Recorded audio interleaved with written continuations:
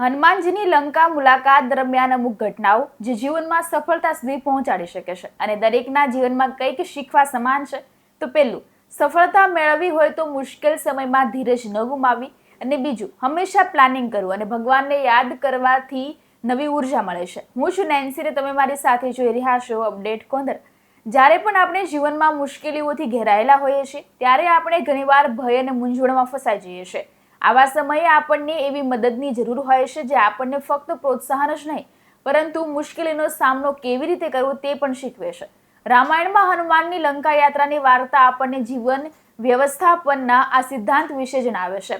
હનુમાનજી માતા સીતાની શોધમાં લંકા પહોંચ્યા ત્યારે તે ઊંચા પર્વત ઉપર ઊભા રહે છે અને લંકા તરફ જુએ છે ત્યારે તેની ભયાનક ચિત્ર ઉભરી આવે છે. લંકા સોનાની દિવાલથી ઘેરાયેલી હતી અને તેની અંદર ભવ્ય મહેલો, ચોક, બજારો, હાથી, ઘોડા અને રથ હતા. ચારે બાજુ ભયંકર રાક્ષસો ચોકી કરતા હતા જે પોતાની ભયાનકતાથી કોઈ પણને ડરાવી શકતા હતા. તો આવી મુશ્કેલ પરિસ્થિતિમાં સામાન્ય વ્યક્તિ ડરી ગયો હોય પરંતુ હનુમાનજીએ ડરવાના બદલે સમજદારીથી કામ લીધું. તેણે વિચાર્યું કે જો તે પોતાના વાસ્તવિક સ્વરૂપમાં લંકામાં પ્રવેશ કરશે તો રાક્ષસો તેને જોઈ જશે અને બિનજરૂરી યુદ્ધ કરશે. હનુમાનજીનો ઉદ્દેશ માતા સીતાને શોધવાનો હતો, લડવાનો નહીં. તેથી હનુમાનજીએ તરત જ એક યોજના બનાવી અને પોતાનું કદ એટલું નાનું કરી દીધું કે કોઈ પણ ધ્યાન પણ ન પડે. નાનું કદ લઈને તે લંકામાં પ્રવેશ્યા. લંકામાં પ્રવેશ કરતી વખતે હનુમાનજીએ ભગવાન શ્રી રામનું સ્મરણ કર્યું જેના કારણે તેમણે પોતાની માનસિક સ્થિરતા અને શક્તિ જાળવી રાખી. આ સમગ્ર ઘટનામાંથી આપણે જીવનમાં બે વાત શીખવી જોઈએ. પહેલું, મુશ્કેલ પરિસ્થિતિઓમાં ધીરજ અને વ્યૂહરચનાનો ઉપયોગ કરવો.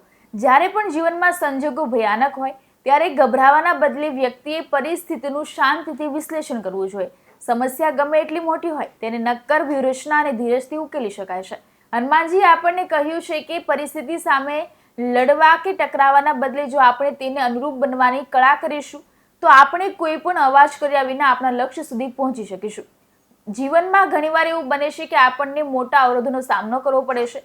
તે સમયે આપણે સમજવું જોઈએ કે દરેક સમસ્યાના ઉકેલ માટે શક્તિ કરતાં યોગ્ય વિચારસરણી વધુ મહત્વપૂર્ણ હોય છે.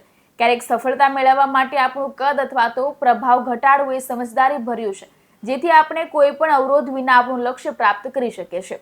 બીજું, કોઈ પણ કાર્ય શરૂ કરતા પહેલા ભગવાનને યાદ કરવાનું ભૂલશો નહીં.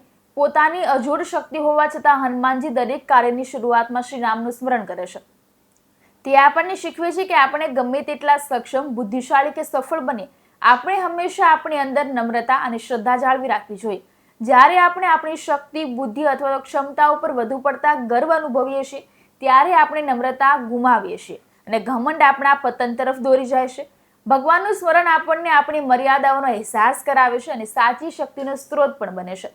આ સ્મરણ આપણને મુશ્કેલ સમયમાં આંતરિક શાંતિ અને માનસિક સ્થિરતા આપે છે. હનુમાનજીની આ ઘટના ફક્ત ધાર્મિક ઘટના નથી પણ જીવન વ્યવસ્થાપનનો એક ઊંડો પાઠ પણ છે. પરિસ્થિતિ ગમે તેટલી મોટી હોય ડરવાના બદલે આપણે ધીરજ, આયોજન અને સુગમતા અપનાવીને તેને દૂર કરી શકીએ છીએ. ઉપરાંત ભગવાનનું ધ્યાન આપણને આપણા ધ્યેય તરફ આગળ વધતા માર્ગદર્શન અને આંતરિક શક્તિ પ્રદાન કરે છે. આવા જ મહત્વના વિડીયો જોવા માટે અમારી યુટ્યુબ ચેનલને લાઇક, શેર અને સબસ્ક્રાઇબ જરૂરથી કરજો.